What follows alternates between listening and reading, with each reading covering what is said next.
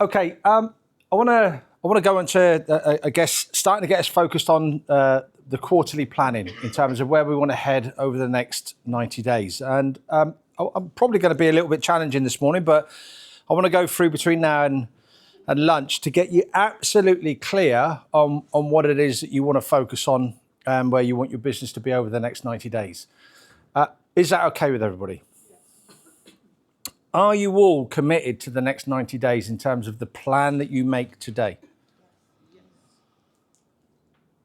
Excuse me, that didn't really sound committed. I mean, there's a difference in terms of something that sounds committed and something that's kind of like, okay. Do we need more caffeine? I can get us more caffeine if we need more caffeine. I'm a firm believer, and again, I'm working with you all as your coach for an obvious reason, because I'm kind of like your accountability agent, and I know there have probably been many different conversations we've had around the room in terms of that level of accountability. And I think we've heard from Laura, we've heard from Paul in terms of where, if it isn't important enough, we will find excuses. And so I want the level of focus today is not stuff. How many of you have already got enough stuff in the business to get on with? Hands up. Everybody's got enough stuff in the business to get on with. So I want to get on today with the focus in terms of what is going to move the dial, what's going to shift the numbers. And there's been a lot of stuff that's come this morning from our two speakers in terms of areas of focus. I often talk about three key areas of focus in business, and what would they normally be? What I often term as the MVP, which stands for what? Come on, let's have some energy in the room. Am I going to have to do star jumps or something? MVP stands for? Ferris Bueller moment, anybody? I don't know it in your world, but I know it's the most valuable player. Yeah, so in this world, it's the most valuable and profitable. I don't include the and because it makes it complicated. So most valuable, profitable. So what are the three most valuable and profitable activities in your business? This I know you all know because I have spoke to you on countless occasions on this. Aaron, you're looking at me as though to say, Steve? That was my bad eye. Steve asked me, I'll tell you. What's the number one most valuable activity in your business? Fee earning. Fee earning. On it, like a tramp on chips today. So when you look at it in that respect, there are three areas in the business that are absolutely the most valuable and profitable areas. Fee earning is by far the most valuable. But in order to be fee earning, we need to be doing what? We need to be making profit, good decisions, sales. We need to be making sales. And in order to make sales, we need to be doing what? Generating leads, marketing. Three most important things in our business, agreed? Fee earning, sales, marketing, in that order. Now, when you have a look around your 90-day plan and everything else that's going on in your business today, how much time do you spend not doing those things?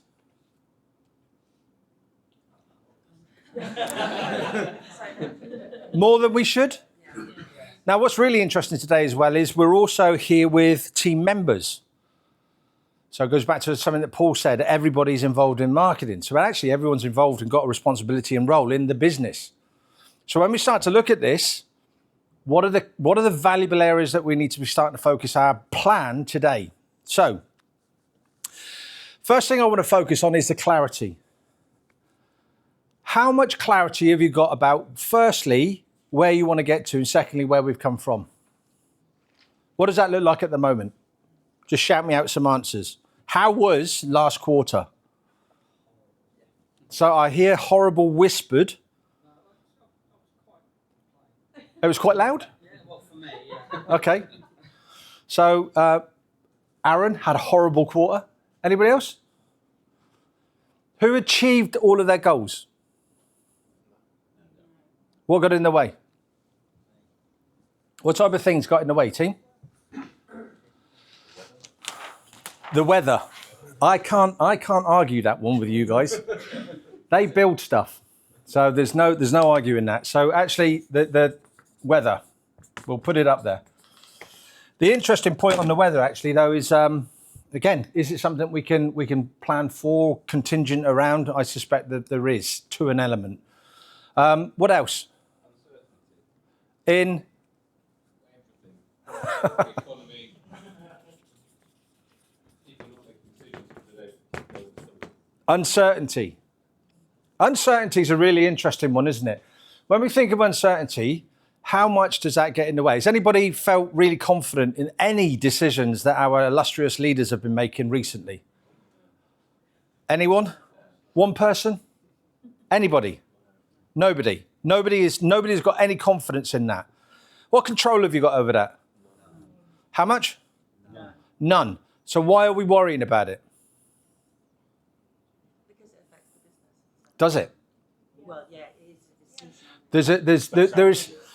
There's an impact here because again, I'll know that there are different Charlie estates and landlords and lettings. Major shift in legislation, which has come into power now, hasn't it? May the 1st. Can't control the fact that that's been changed. What can we control? Impact? Our reaction to it? What else? There's one really important thing that gets in all of your ways in one way or another. So one of the things that gets in the way when we have uncertainty is our mindset. It's how we interpret it and the internal narrative that we end up having. Has anybody like me watched the news and then start shouting at the telly? That's the only time I do it. There is no other value to do that at any other point in the day. There's no point. You're laughing. There is no point in sitting in front of your computer spitting feathers because the government have done X, Y, Z and there's new legislation coming in. We can control the controllables. And that's the bit that we've got to start to focus on. Otherwise, it becomes a excuse. Does that make sense? So again, clarity. When we're looking at this plan today, what else gets in the way? For us, employee absence, and again, government policy affected how we handle that, pay for it. It's another interesting one. So what are the controllables when we start to look at our team and our employees? Training. What else? Motivation in what way? Well, keep them engaged, keep them enthusiastic about it. Put that under a caveat. Culture. Yeah. So we can control. Anybody in here want a business that doesn't have a good culture? Anybody want a business that has a good culture? Now, the interesting point in that when we start looking at employees, and I absolutely get where you're coming from, is actually people are kind of challenging. Anybody heard of Gallup? And not the horse thing, but actually the report. So there's a company, there's a couple of them out there. Gallup is one of them, Deloitte's is another, but Gallup do a state of the global workforce, and they've just released their 2025 findings. And they are dire. Only 20% of the global workforce, so that's all of the big continents around the world, are what we call as engaged. 20%. What do you think the number in the UK is? We are a little higher than that, thankfully. Where do we go? Any advances on 5? 15. Any deductions from 15? 12. Anybody going to say 10? 10%. 10%. The UK engagement of our employees is 10%. Now think about this for a moment in your own business. Is that represented? Can you see in your team what represents 10% of engagement? Here's the crux of it. 90% are disengaged. Of that 90%, I think I've got the statistic right, 16% are actively disengaged. Another word for active disengagement is toxic, narcissistic. I'm the savior of the business. I'll do all the water cooler conversations behind your back and then say something different to your face. I don't really want to be here. Monday is transition to Friday. Don't put your hands up. But I suspect some of you may have characters of that nature in your business.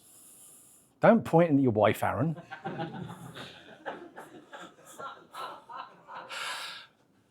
So when we look at it in this respect, control the controllables. Do you know one of the hardest decisions to make in any business is when you have somebody who is a detractor, somebody they just don't get it. And one of the most difficult decisions is kind of like, they got to go. They got to go. Going back to Cheryl's point, how easy is that nowadays?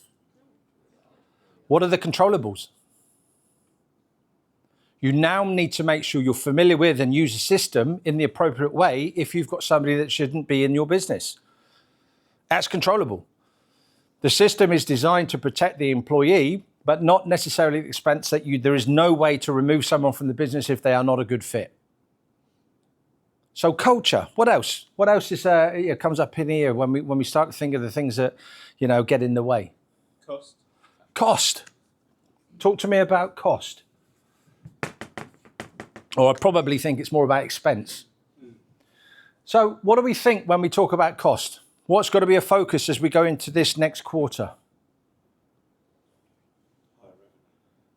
Bringing higher revenue in. Cool. Can we bring higher revenue in and automatically make more profit? What else do we need to be aware of then? Costs under control. What else? Marketing? Margins, absolutely margins. What else? Contingency. So if I was to turn around and say, right, actually, of the room, how many are now working to a cash flow forecast? Hands up.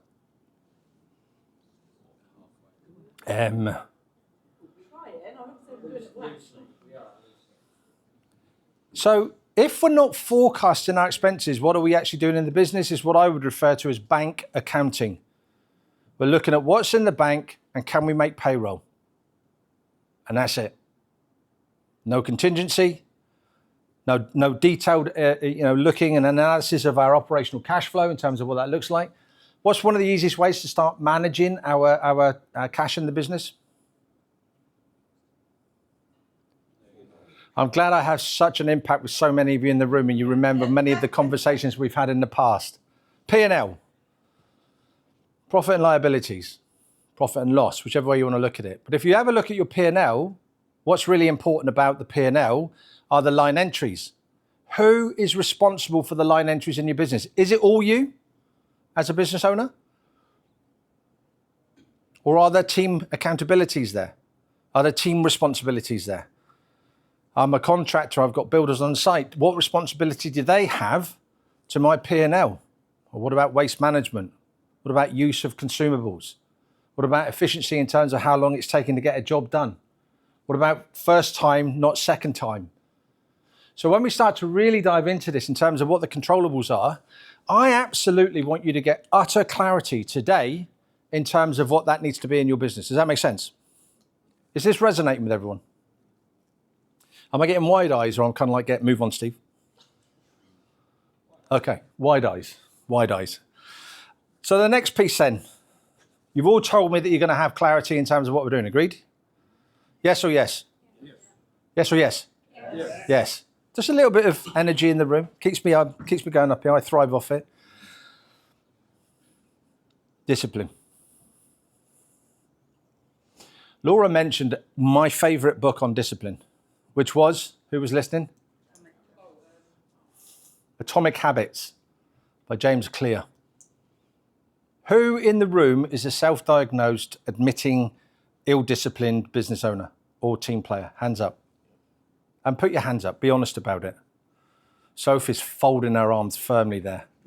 That is, I am not engaging in this. Here's the thing. There's a guy, anybody heard of General McChrystal? He's an American general. Anybody heard of him? He's got a brilliant YouTube video that he's presenting to, I don't know, it's an American US university. The one thing that he says, which I think has a real impact, is he turns around and he says, the one discipline every single day is to get up and make your bed. If you can get up and you can make your bed every day, it's going to set you in a good role and a good position to actually then start the discipline for the other day in terms of building on one discipline from the next to the next to the next, which is in essence what James Clear talks about in terms of building habits and habit stacking. So if you start to have a look at the business at the moment, where have the habits got in the way? What went wrong habitually last quarter? Throw them out there. What we got? Come on. Planning. Poor planning. Poor planning. Is it about the poor planning? Was it a case of, I've got a plan today, but I'm going to do something else? Or was it poor execution of the plan? So here's the thing, planning. What's the basis of planning? In the context of the language that I speak, and I've spoken with many of you, what's the very, very basics of planning? Okay, so having a default diary. And then, before that, what's even before that? What is the first discipline of planning? In advance to what? Vision, yeah, goals, absolutely. The next day. So I term it planning tomorrow, today. How many of you do that? Make sense? How many of you are just working on an infinite list of things to do? And you just cross off the top one and then the one below it becomes the next priority. That's not planning. That's crisis management. So when we start to look at this, it's kind of like, what is the plan tomorrow, today? The last thing I do at the end of every day, a plan. Okay, what's next? So if I can get used and get the discipline of planning tomorrow, today, what's next? What happens on a Friday? I plan next week. What happens on a Monday? So what about our lion meetings? What's the rhythm in terms of actually, so when we start to look at this in terms of our weekly actions, the things that we need to do on a regular basis to actually build those disciplines, who lets that stuff fall to one side? Who's not actually protecting and getting militant about the things that you need to do in your business to make sure you're doing them? Because if we don't do any of this stuff, none of this is going to work. And I know there's a number of you that have been doing this long enough to know that that's the answer. But hey, Paul said it earlier. One of the ways you can differentiate yourself is to be a really organized and functional business, a disciplined business. Put structure in there. Don't leave it to chance. Give clarity when clarity is required. Make sure it's resourced. So when we start to look at this in terms of the discipline, what do you need to focus on your disciplines right now? What are the things that need to change this quarter that you're going to make a decision on today that will have a positive impact going forward? Just making sense? Any spring into mind? Everybody nodding their head, shaking the head, not agreement? Good. Accountability. How many of you let yourself off? And we've had many a conversation. How does it feel to set your mind to do something and then not to do it? Not a rhetorical question, and you can verbalize that one. That will liven us all up. Shit. It does. If you say you're going to do something, you're not going to do it, it's shit. Agreed? What is the function and the fundamental reason, and I appreciate some of you, in fact, no, I think most of you will know what the line meeting is. Anybody not know what the line meeting is? We gone through it, guys? It's the very simplest accountable meeting. If you follow the very simple process, and absolutely, and thanks Emma, the way Emma explained that one, you can't really go far wrong. Last week I said I would do this, this, and this is what happened. Now, if it didn't happen, what is likely going to come and follow that is a series of excuses. How many times do I want to turn up in front of my team and offer excuses as to why I didn't do what I said I would do? Not many, agreed? It's a really powerful meeting in that respect. I could use some help with X, Y, and Z. It's kind of like saying, look, team, I want to get this stuff done, but I need some help with this. So again, help me with this. This is an opportunity I've seen come across. I think actually it's something that we could jump on. Put some time into the diary to have that conversation. Next week, I'm going to be doing this, this, and this. Now, when you start off, everyone's going to be kind of like really pushing the boundaries as to where they can get to versus where they are. And in the course of time, people will get comfortable with what they can do in the time that they've got. So, if your team was to describe your top commercial priority this quarter in one sentence, would they all say the same thing? Now, that's it's a question to take away, really. And that once you've done your plan today, everybody in your team needs to answer that question. Would that make sense? If your team had to describe your top commercial priority this quarter in one sentence, what would they all say? And would they say the same thing? That is going to be the proof in the pudding of making sure that your quarterly plan today doesn't sit in your office, in your head, and nobody else's. It absolutely is at front and center of our business strategy for the next 90 days. Would that make sense? Does that sound sensible? Cool. How are we doing so far? Okay. What worked, what stalled, and what distracted you? So, celebrate the wins, people. What was said down the front here? Alex said culture. Celebrate the wins. Doesn't matter how small they are. Celebrate the wins. Okay. So if we're focused on that, what did we miss? Everyone want to share any misses? What didn't we quite hit?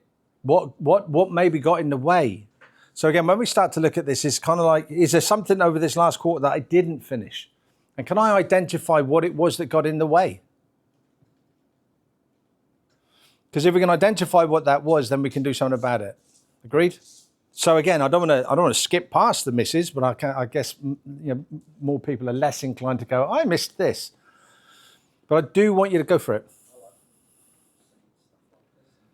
Myself, I promised myself and the team that I'd go and see a lot more estate agents, mortgage brokers and conveyancers, to obviously bring more leads into the business. And I mean, I haven't looked at the numbers, but it was nowhere near. Hold that thought. I'm going to pick up on you. I'm going to pick on you later. Look forward to that.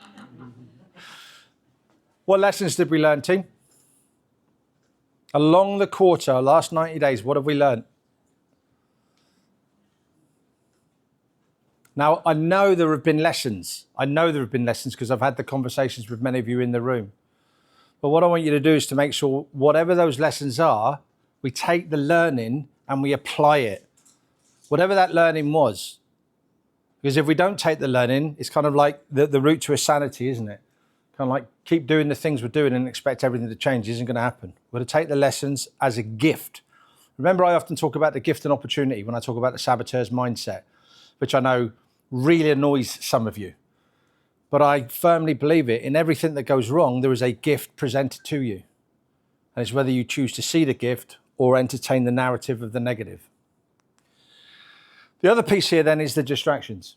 Now, I am going to ask, and I do want some answers, what distracts you? What distracts you in your business? Anything.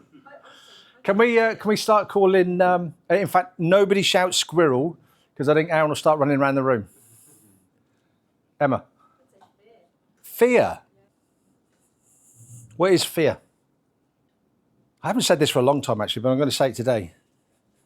What do you think you all know my background, yes? You all know I served in a number of dusty places that I'd rather not have served in. What fear do you think I faced? At the very, very peak of fear. What fear do you think I faced over the last 12 years? Failure. Was there any difference in the way it turned up on my body? None. What does that tell you? It's the thought that we manifest. We give it credence. The flip to this is there are also a number of occasions where I was right in the thick of it and didn't feel fear at all. Because training kicked in, knowledge kicked in, experience kicked in, and understanding that actually I was in a good place because I was surrounded by capable people kicked in. We are all capable of incredible self-sabotaging behaviors. You've all of me heard you talk, or all of you heard me talk about the judge, the saboteurs, and how that stuff gets in the way. And looking to evoke our sage mind. So I think actually when we think about this, fear or false expectations appearing real, you put a label to it. What's the number one fear for most business owners? Failure? Nope. It links to it, but it's not. This is my thoughts, by the way, just having done this for 12 years. What is it? Number one. Running out of money. Running out of money. Letting people down. Well, you will. If you run out of money, you're going to let people down. It all revolves around money. Why do we go into business? Because actually we want some freedom, but actually we want more money. The expectation of going into business maybe doesn't paint quite the same picture once you've been doing it for a few years. But the reality of this fear is kind of like, actually, how do we overcome that fear? So if money is the fear, how do we overcome that money, Emma? And planning. What is our financial plan? I've been saying for the last couple of years in here, whatever you can do, we can make some fantastic 90-day plans and have some great goals. But if one of them isn't measured by the zeros, we're not adding enough emphasis to what that means. I've been doing this game for a long, long time, and I've been coaching a lot of business owners. And in the early days, I would accept when someone said to me that their goal was to get more time. I go, brilliant. I can get you more time. I can get more time in no time at all. I can really generate, actually, we can pass on, delegate, get people doing stuff for you, and you can have all the time you want in the world. And then we forgot about the money. The bit that I really, really understand is actually, in order to have the business that you want to have, to operate in the way you want to operate, to do the things that you want to do, experience the things you want to do, to give what you want to give, you need money. Yet, what is the big thing that business owners stick their head in the sand about? Money. We bank account.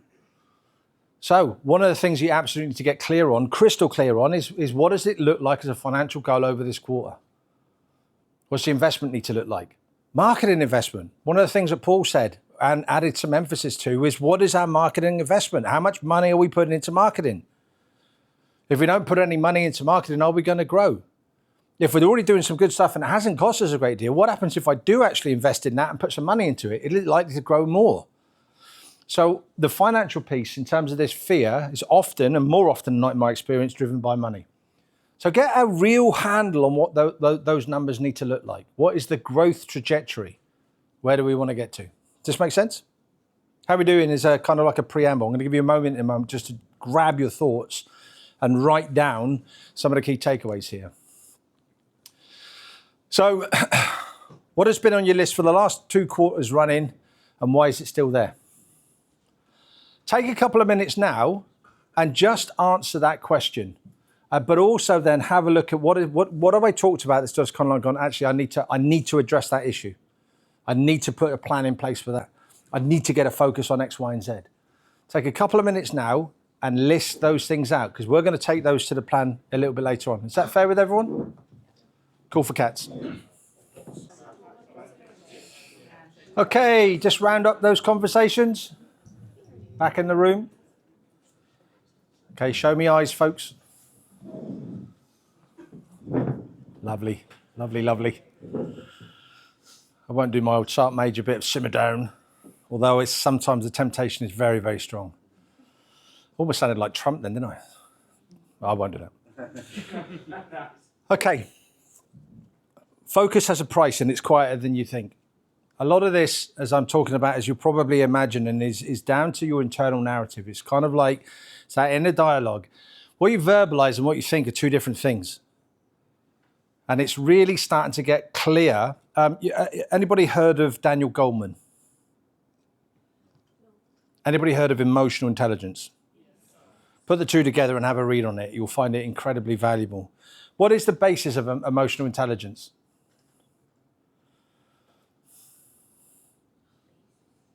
Peace. I like that. It is. There is an element of peace there, because there's peace in understanding your emotions and how they turn up and impact on other people, and then the understanding of other people's emotions and how they turn up. Now, I already know that in some of the cases in the room, there are people that maybe are on that. Anybody watch Math? I'm really, really conscious. I'm just about to admit that I watched Married at First Sight. And the blokes in the room, if you say no, you're liars. I like it for a professional reason. As an anthropologist, I like to study human behaviour, and you see the very, very worst of it on math. If you haven't seen it, go watch an episode. Last night's was shocking, by the way. I didn't watch it. Sam told me about it. But the interesting point here, it illustrates how we are able to actually self-sabotage our own thoughts and behaviours. Now, the reason I talk about Daniel Goldman and I talk about emotional intelligence is because at the very root, we have to be emotional about our intelligence. We have to be you have to be intelligent about our emotions. So we have to understand why we do the stupid shit we do. Because you've already, in some of the room, admitted to the fact there are things that you do that just don't fit with where you want to get to and what you want to do. The moment we can overcome that fear, and it turns up everywhere, and shift that, things change.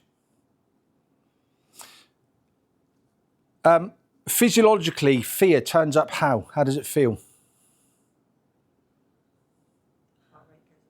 Heart rate goes up. What else? Hot. What else? Aaron, before you're about to get in the ring and have your head punched in? Aaron does jiu-jitsu. Yeah, less punching, more choking. Yep. Yeah, sick stomach. Hands get sweaty, tacky. That's how fear turns up. Anybody been excited before? How does excitement turn up? All of the above. What label do you put on each? Now, I know it's difficult that you're in the bathroom and there's a big hairy spider, then you go, hey, I'm excited to see that spider in my bathroom. I had one crawl over me the other night. I got told off by my daughter because I shouted out an expletive rather loudly as this thing crawled across me and I threw it to the floor. It's massive, huge. Fear, it gets in the way. And that's what I mean. It's that internal conversation. Over the 12 years I've been outside of the military doing this and watching people's behaviours, it really is fascinating to see how we are so self-sabotaging. And we've got to start to get that out of the way. So that's why I'm going into some emphasis here in terms of that level of focus. Because the first area of focus is on us. So where is this getting in the way? Anybody got scattered marketing at the moment, Neil? So what do we need to focus on in terms of delivering our market over the next 90 days? Neil? Consistency. Who's doing it consistently at the moment? Well, actually, I know somebody who's doing it consistently at the moment, is the chili farm. Anybody see the chili farms on Insta? Brilliant. Really, really good. And they are the home of the British chili. You didn't celebrate that. We got that last quarter, didn't you? Or was that the quarter before? Okay. So what opportunities are there in terms of the marketing side of life? Where can we take ownership of the marketing side of life? Where can we actually be more consistent on the marketing side of life? What does that look like in terms of our plan this quarter? What focus do I need to give that? Now, the reason I'm going over this, and I'm being quite laborious about it, is because this afternoon when I sit down and you get going on the marketing, I want this to resonate with you. Does that make sense? At the very, very baseline, does anybody here not want more customers? Nobody? Everybody wants customers. Cool. So what do we need to do? Marketing. We had some great insights today from Paul and from Laura. So we need to do more marketing. But in terms of the marketing, we need to do to get consistent on what it is. The booklets, as you know, are a wealth of ideas. Determine what it is you need to do, make commitment to it, plan the strategy, put the tactics in the plan. This one, right, where do I start? Where do I start? Weak follow-up. When Paul mentioned differentiation, most of you in the room would have gone, service. Yes or yes? Yeah. What's service look like in terms of someone gets in touch with you? Is it A, B, a week, 3, or C, A, B, 3, That's how my brain works. AB3, never. How many of you at the moment have got leads in your pipeline? How many of you got a pipeline? How many of you got leads in your pipeline? Matt? That you have not contacted, that have openly turned around and said, I want to do business with you? How many of you got people that you said you'd get back in touch with that you actively haven't made that move to get in touch with them? How many of you have made a promise to someone at networking, we'll have a coffee, and you've gone away and you haven't kept by your word, you haven't put anything into the diary? How many of you have suffered that over the last 90 days? Hands up. Come on, people. Not kind of like the Queen waving in the back of a car. Own it. Sales. So what do we need to do strategy-wise? Tactics, how do we deliver it over the next 90 days to make sure that never happens again? It was interesting, and Matt, he's all right, we'll chat a little bit about what we said yesterday. So one of the things that Matt's got, they've got a fantastic sales system. And they've got AI built into it, and it is awesome. And we asked it a question yesterday for an average, and the average that came out in terms of how long leads have been sat in their pipeline was significant. Not weeks or months, but, and we said, what would you suggest the AI within this sales process of, the best time to get in touch? And it said within 24 hours, but the very, very best operators do it in hours. Who's doing it in hours in the room? Who's measuring that response time in hours in terms of how long it is and how long it takes to get back in touch with somebody? Making sense? Come on, up you come. Unclear ownership. So when we start to look at this in terms of unclear ownership, who owns the process? Who owns the process? Whose excuse is, I didn't know? I talk about above and below the line or above and below the parapet. What resides below the parapet? Blame, excuse, and denial. Isn't it easy if someone goes, I didn't know that. Wasn't down to me. Who owns it? What clarity have they given? What tools, what training, what insight, what process, what procedures are they working with? What needs to happen this quarter to make sure that there is absolute clarity around ownership, and ownership in the marketing and the sales process, so that one talks to the other. So that if we get someone that pops into our pipeline, we know that we can take them from a sales qualified lead. This is I'm interested from a marketing qualified lead to a sales qualified lead. Now I know with many of you in the room, there's some really good systems in the background. Are we using them? Are we measuring them? Have we got scripts in place? And I'm not saying being scripted, but if we've got a script, it means that we can train people. Are we training our team? Unclear ownership. What about weekly rhythm? Who has in the room got a really solid structure for the weekly rhythm in the business? Hands up. Simon, talk us through it. Well, you can point to wherever you want, but I still want you to answer it. Yeah, your weekly rhythm.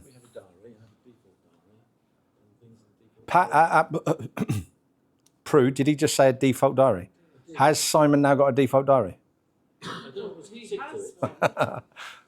Be specific about your questions. I have there are things in my default diary, and some of them, in terms of the sales meetings, we do regularly meet up. Yes. We do those. Other things which I'm supposed to do might slip by, but those other ones do happen. No, well, they said that other things that I might have to do. Did that sound clear or unclear? But we're talking about sales. So. We are. Well, we're talking about a few things. So in terms of the business rhythm, Emma, business rhythm. In fact, Chrissy, business rhythm. Talk us through it. I know I keep picking on Emma and she's losing her voice. Yeah. We do the line bear. The bear. So this isn't me, by the way. This is you guys that have come up with this, Team McCluskey. What's the bear? It's quite good. I like that, bear. Again, so it's a part of a rhythm in their business that every week they do the line and then they'll jump on, and any bear issues they'll then talk about. Who else has got rhythm in their business? Amrit, come on. You guys have got seasonal rhythm.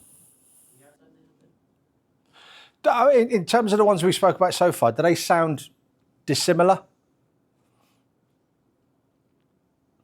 That was not a rhetorical question, team.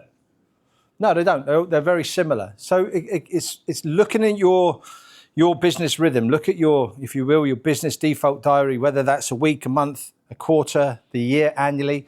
What are the immovables? Or if you will, what are the controllables? What do you put into that diary that doesn't move? That is a non-negotiable, that is going to keep us motivated and moving in the right direction. I know working with the knee bones at the back there, one of the things that they've now got is Thursday? Yeah. A Thursday dedicated on the business focus. And I think it's a day now, isn't it? Yeah. A day, a full day of working on the business planned in advance. That Thursday, which means for them, when they're doing this plan, what are they able to do? They're able to determine what they can check in on and on the plan in terms of that progress. So when you look at this, is what is the weekly rhythm? And if we don't have a weekly rhythm, where do we need to bring it in? Now, I'm not suggesting for a moment you fill everything from 9 till 5, but there are immovables. What do we need to give in terms of clarity? What resources do we need to confirm in terms of time, logistics, people? What do we need to confirm in terms of work in progress? Who is it we need to call back? What frogs? Do you all know what I mean when I say frogs that you need to eat? Make sense? So what is it that we've been putting off that I need to act on? What follow-ups, what calls, etc., etc., etc. So don't undermine the importance of having some real good structured rhythm behind you in terms of what you're doing in the business. And so the point here is visibility without conversation is vanity, opportunity without ownership is waste. Reflect on that for a moment. Highlight now on your tables, what are the key areas that we need to have absolute focus in terms of putting this together. Whether that's actually we need to get committed to putting this line meeting in and we need to go back to the fundamentals of how we deliver that, to I need to make sure that everyone's planning tomorrow, today, to how do I check in at the end of the day that people are doing that, to what needs to happen. Are there any team members, for instance, that we need to actually block their time out and build their default diary and give them the direction so they learn and develop in terms of what that looks like. Does that make sense? 2 minutes, 80 tables, share ideas, write them down. All of this is so that we can start putting this into the plan a little bit later on. We doing good?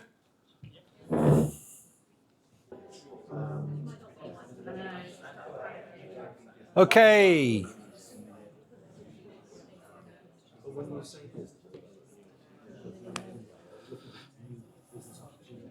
Back in the room. Look at that. Look at that. Brilliant. Okay, so I want to round this bit up now. We'll have lunch. Lunch will be out in just about. So I'm just going to bring this bit of our conversation to a close. In terms of your businesses and what you're doing, have you got some focus? Has this been able to give you some focus in terms of some of the key areas that we're going to drill down into? I get there's a whole bunch of tactics that we're going to look at, but I really want you to drill in terms of, actually, how am I going to write a plan that works this quarter, one that we can deliver on? So, final few bits that I'll just, finish off on. Don't try to focus on everything. There is a reason why when you get the Gantt chart this afternoon that we focus on 4 or 3 distinctive goals, because we don't want to try and focus on everything. But it's almost a case of kind of like some of what I said earlier. Make sure this thing's working. Sorry. Some of what I said earlier, it's kind of like get really specific on what it is that you want to do. So for instance, if it's on the sales side of life, what's the offer? Who are we targeting? What's the pipeline look like? Whatever that might be, get clear, be specific. I often see when we write the goals that we don't write the goals with enough detail. We just do increase sales by 5%, but no context to it. When we do the objective at the top of the plan, there's no clarity in terms of what that objective actually stands for. Write the objective as a mission statement for this quarter. And I do mean a mission statement. If you're getting the picture and what I'm talking about in terms of the reason I think focus is so important is get really focused on it, but get focused on it through giving it a mission. Make that objective an absolute mission to get to the objective. Be military about it, if you will, in some respects. Does that make sense? So be specific. The second point is build the rhythm. In building the rhythm, we can get some focus in terms of actually, are we moving in the right direction? If we only do a monthly meeting, how many times can you meet before we come back here in July? Anybody good at maths? 3 times. But if you do a weekly meeting, how many times can you meet to monitor and see that the rhythm is delivering on what you want? 13 times. Which would you prefer? Does that make sense?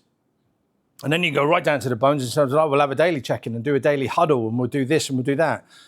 Get really focused on building that rhythm that is focused on on the growth of what you're looking for from today. Get absolutely militant about this plan. Would you please? Is that fair? The other piece on this one is measure momentum. As you're actually moving through the plan, what are the metrics? I don't want any woolly metrics. I don't want any sticking my finger in the air metrics. What is a metric? Throw some metrics at me. Don't actually throw them, by the way. What are we looking at? How many calls you need to make to get an appropriate amount of appointments? Fantastic. Do you know what that number is? Put him on the spot. 7 to 10 decision makers should get to an appointment. Okay. So, and that's a really, really good point. I remember when I first started this, my coaching business 12 years ago, and which is now my bar, which I'm really proud of, but our snug at the top of the garden was the office. And I used to put my suit on and walk to the office. And you know, Sam, that's absolutely true. And then Sam would come up a little bit later on and we'd sit there on the phone. Because I knew in order to get clients, I had to make 200 calls a week to get 20 calls that would have 5 meetings that would make 1 client. And again, it bamboozled me because the numbers were actually pretty accurate at that time.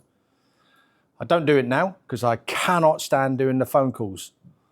I don't like picking the phone up, period. It's just kind of like, but that's not everyone's cup of tea. But if you know how many calls you've got to make, here's the thing. If you're in the desert, would you ever stop looking for water? Anyone? No? Yet, when we're looking for sales, we stop the things that will work. Isn't that interesting? I didn't stop doing the phone calls until I found other strategies that surpassed them.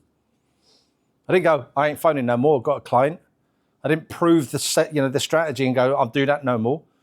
I stopped when I actually replaced it with another strategy that was better for me.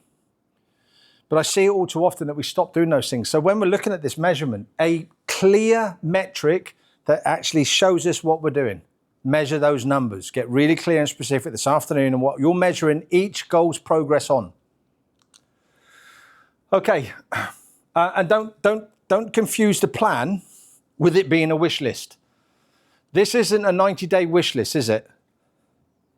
You can have a 90-day wish list and I'll sit down with you and we can come up with all the things you wish you'd done in 90 days' time. And indeed, when you write your letter at the end of the day, write the letter as a way of going, did I get my wishes? A wish list is kind of like, maybe it will work. I want you to write your plans with an absolute deliberate focus that this is a mission that we're on and we're gonna actually hit that plan. Yes or yes? Yeah. Am I just frightening people in the room now at the moment? Okay. So turn the conversions into, or visibility into conversions into revenue. Be really clear in terms of actually how this is all going to stack up in terms of moving your sales or your marketing, your sales and your revenue throughout this quarter. Those are the 3 key metrics that we want to be working everything around. So get really focused in terms of what that looks like. Listen to what Paul and what Laura spoke about. Paul spoke very deeply and widely on the strategy around marketing. You will have all taken a few things from that. What are they? How are they getting into the plan? If Laura resonated with you in terms of actually I should be a business owner resonating in the business land, then have a chat about LinkedIn and get really clear on what your profile needs to look like to have that impact. But outside of this is get really focused in terms of actually how am I getting to that revenue number through this plan? All good? Wrapping up now. Okay. A little bit there in terms of the profile. Just wanted to pick up on some of what Laura spoke about in terms of an invisible profile and actually doing a little bit of work. I don't need to re-go over it. You can have a chat with Laura directly. But have that profile that's working for you 24/7, represents you and your business. Is it representing you and your business really well right now? If it's not, let's do something about it. And then finally, the 3 priorities in terms of what we're talking about. So what are the 3 things that, if done consistently over the next 90 days, is going to shift the dial? That's a personal reflection for yourselves. What are those disciplines? Start with them. Get focused on that. What do I need to stop doing to make room for them? What are you doing at the moment that you're getting in your own way? What narrative have you got going in your own head at the moment that you're getting in your own way? Get that out of the way. Move that to one side. Well, who is going to hold you accountable? Anyone? Please at least point your finger this direction. It'll make me feel like I'm worthwhile standing up here for the morning. I absolutely am going to hold you accountable to this. 100%. Okay, who wants lunch?